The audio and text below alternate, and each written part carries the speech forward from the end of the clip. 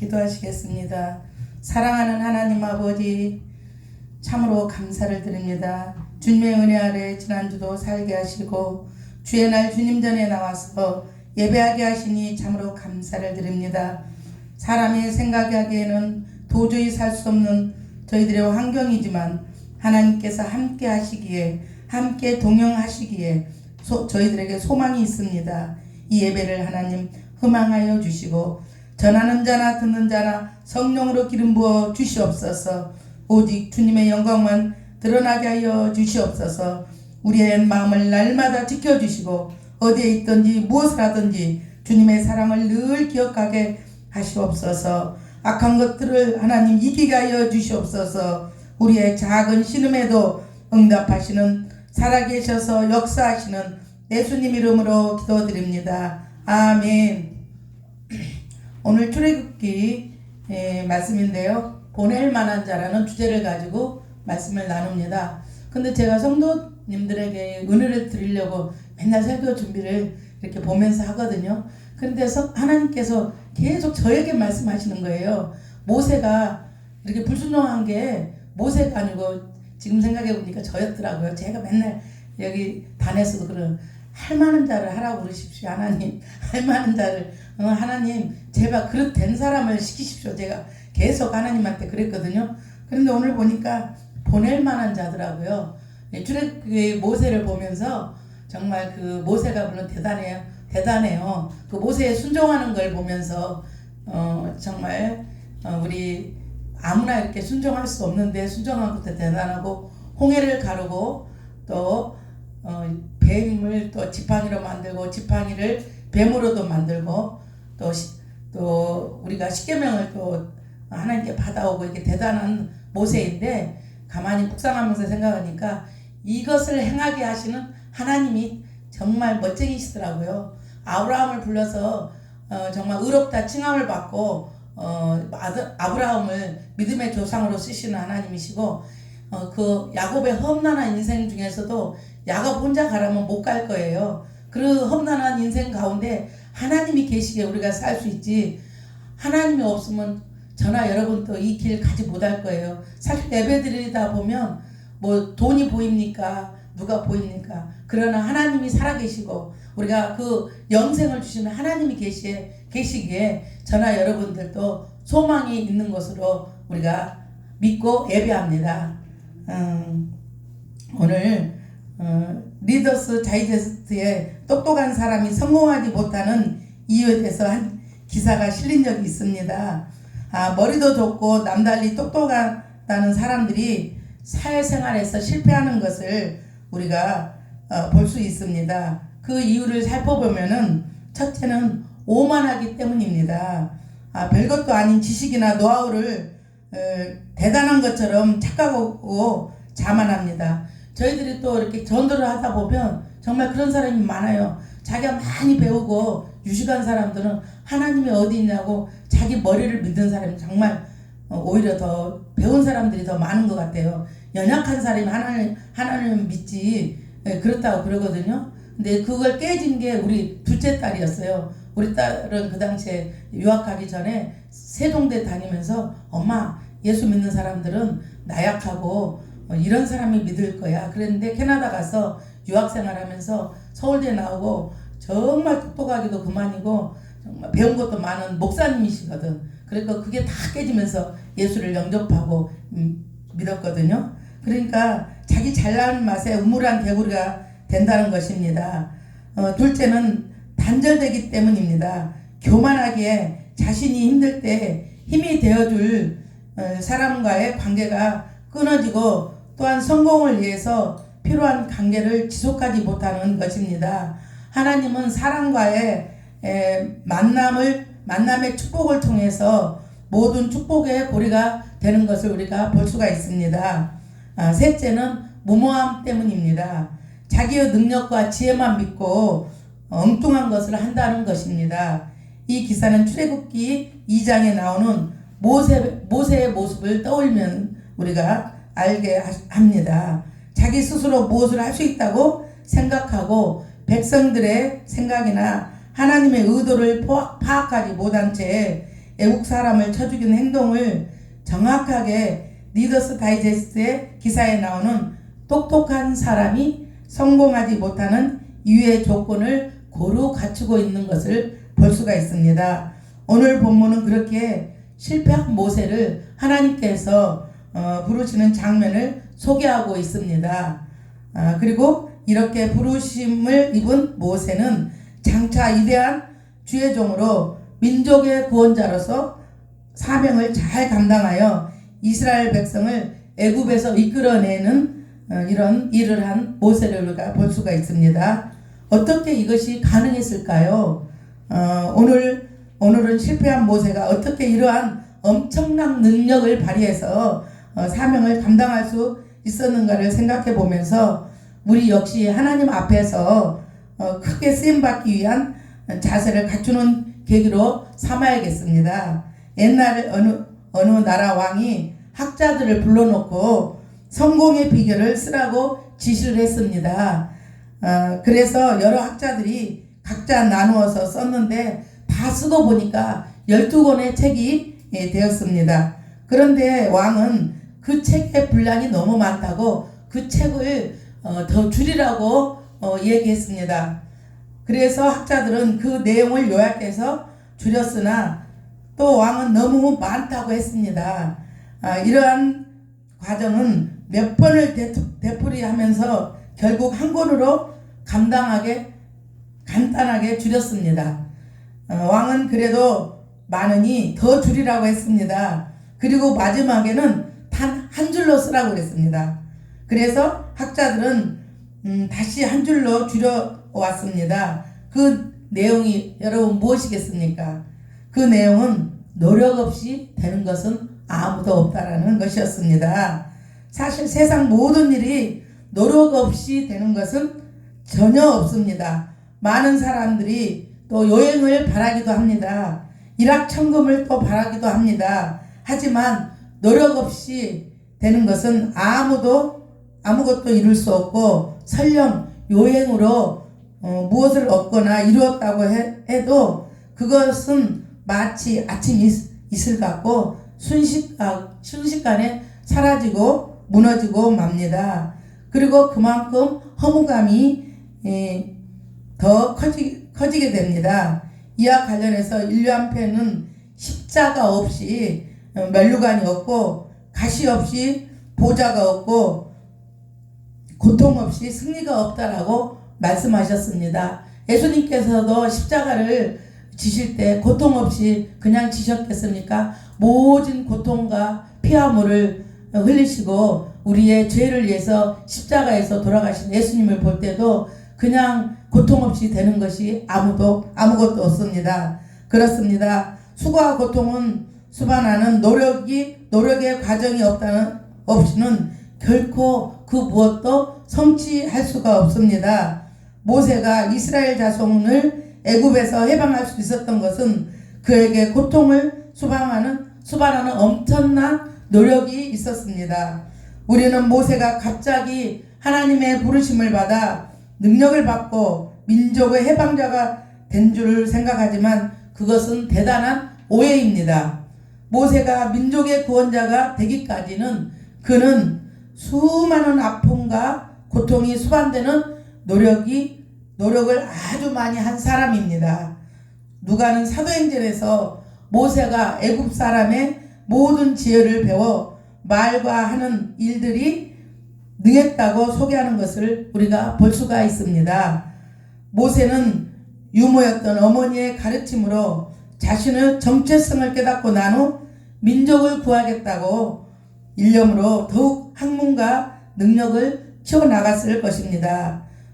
또한 민족 구원의 비전을 품고 1차 실패를 경험한 후에 미디안 광야로 도망해서는 목자 생활을 하면서 백성들의 목자로서의 자질을 키워나갔습니다. 특별히 애굽에서 40년 동안의 광야 생활을 하였고 또 모세의 엄청난 그 인생의 경험을 모세로 하여금 애굽에 대하여 정통하게 하였고 또한 광야 생활에 대해서도 정통한 것을 배우게 됩니다.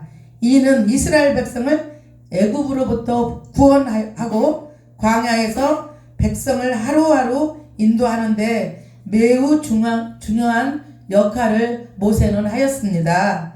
성도 여러분, 모세가 애굽의 왕자라는 자신의 신분을 이용해서 쾌락과 탐심에 잠겨 살았다면, 또한 광야의 삶을 거부하고 시루와 좌절에 잠겨 극단적인 선택을 하였다면 여러분들 어떻게 되었을까요?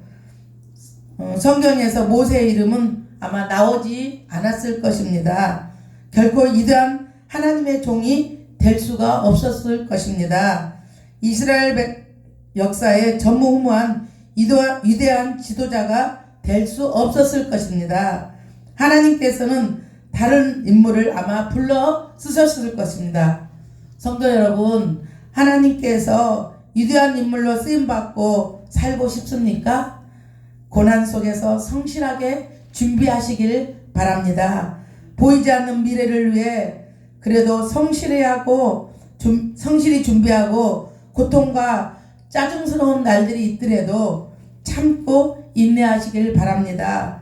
광야 40년의 고독하고 고통스러운 세월을 마쳤을 때 마침내 모세를 쓰신 것처럼 여러분들의 고난의 과정이 마쳤을 때, 즉 광야 학교를 졸업했을 때 여러분들을 부르시고 소중히 여기시며 여러분들을 사용해 주시리라고 믿습니다.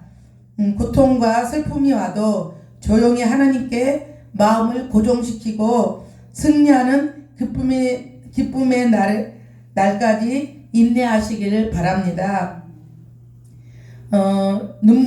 눈물로 씨를 뿌리는 자는 기쁨으로 거두리라는 시편 126편 5절 말씀이 있습니다.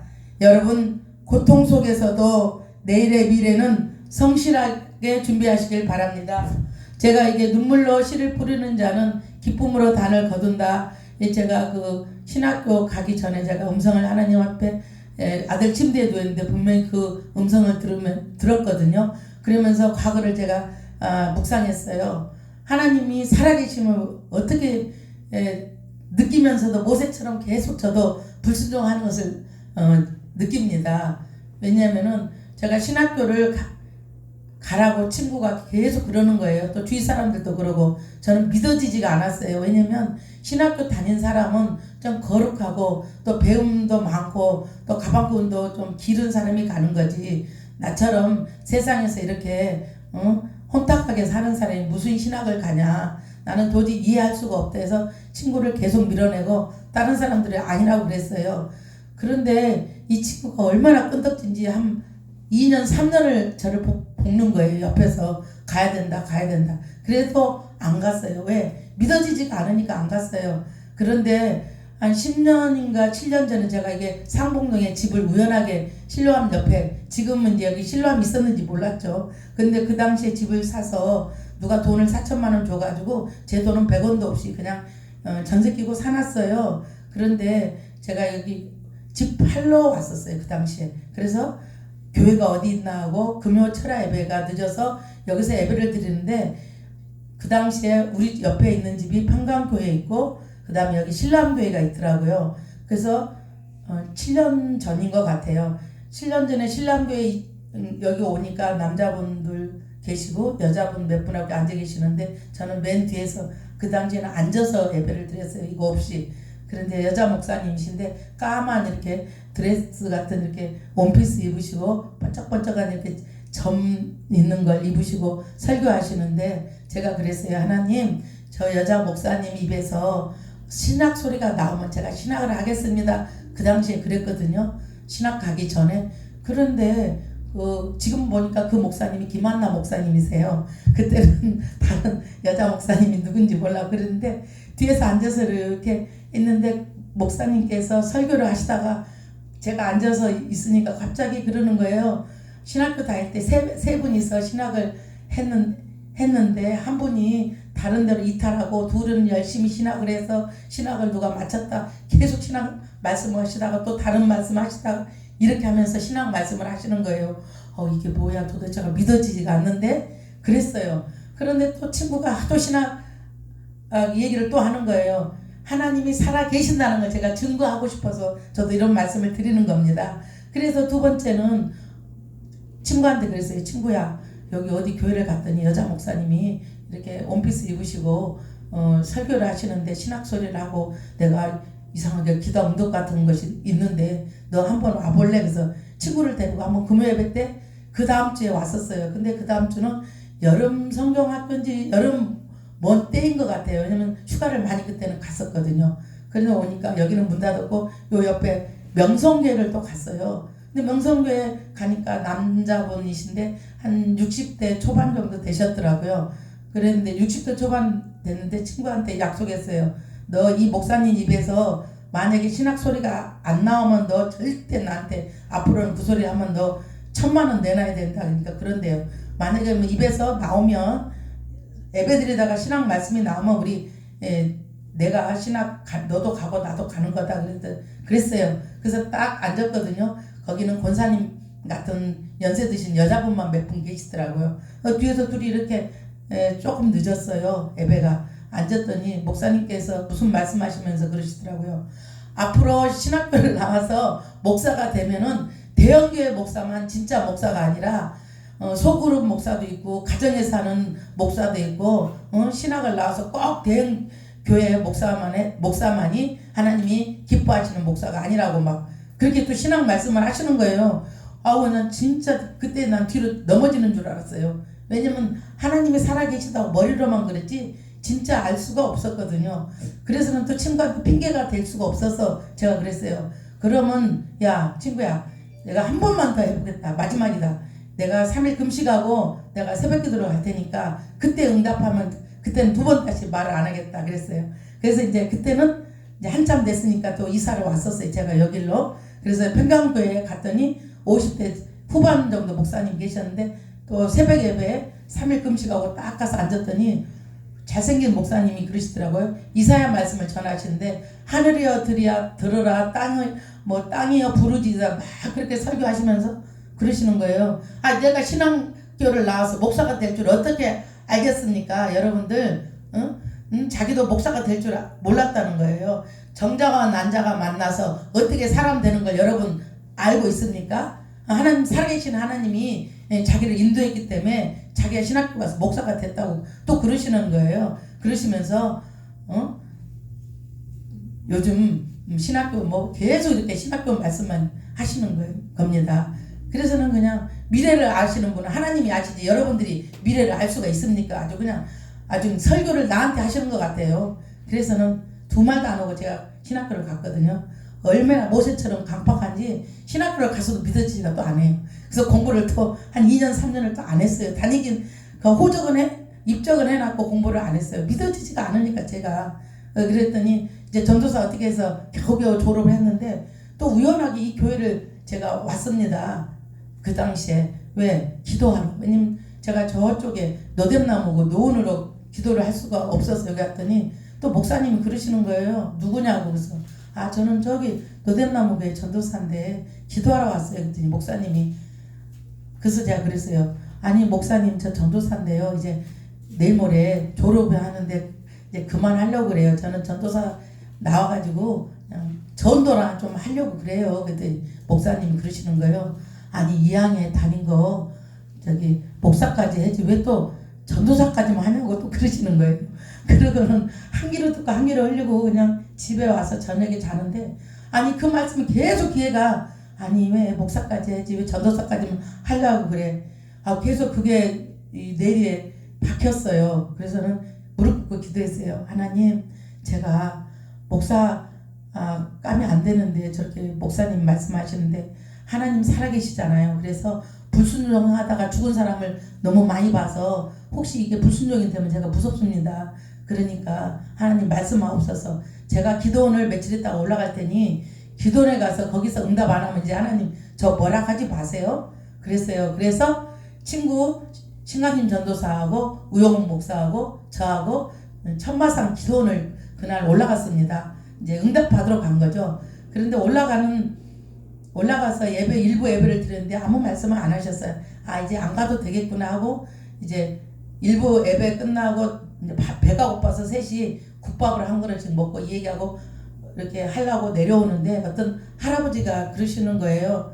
혹시 길 좀 묻겠는데 기도원이 어디냐고. 그래서 기도원 이렇게 해서 이렇게 올라가면 돼요. 그래서 할아버지 올라가셨어요. 우리는 이제 국밥을 먹고 1시간 조금 넘어서 이제 얘기하고 올라가는데 그 할아버지가 길을 못 찾고 계시는 것 같아서 제가 워낙 또 친절하잖아요.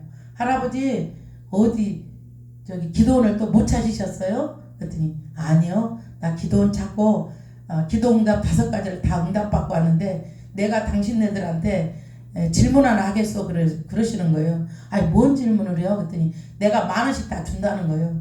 그러면 얘기하세요. 10,000원도 받고 질문 대답할게요. 그랬더니 그러시는 거예요. 그 대신 성경에서 찾으래요. 그래서 뭔데요? 그랬더니 여러분들 공부를 인간이 언제까지 하는 것을 여기 성경에 나와 있다는 겁니다. 근데 사실 공부도 별로 안 하고 또 알지도 못하고 그래서 아무리 생각해봐도 돈 10,000원은 욕심나는데 그거 알 수가 없는 거예요. 그랬더니 할아버지 우리 모르겠는데 그랬더니 그 할아버지가 그러시는 거예요. 베드로후서 3장 18절을 봐라. 거기에 읽어보니까 아마 끝까지 공부는 끝까지 하라고 써있더라고요. 그러면서 그러시는 거예요. 그 할아버지가 신학을 하되 교만하지 말고 끝까지 공부하되 많이 배웠다고 나와서 사람들한테 절대 교만하면 안 된다. 그러시면서 나는 이제 바쁘니까 갈 테니까 여러분들 빠이빠이 이러면서 그냥 그 까만 가방을 또 여기 강집사님 들고 다니는 까만 가방 있죠? 그거 들고 그냥 할아버지가 저 밑으로 오도록 가셨어요. 그래서 그게 뭔 뜻인지도 몰랐는데 우영 목사님 옆에 있다가 나를 탁 치는 거예요. 아니 성전도사 여기 기도응답 받으러 왔더니만 끝까지 하래잖아. 할아버지가 끝까지 하래잖아. 그러시는 거예요. 그것처럼 우리가 눈에 보이지 않는 하나님이시지만 하나님 살아계십니다.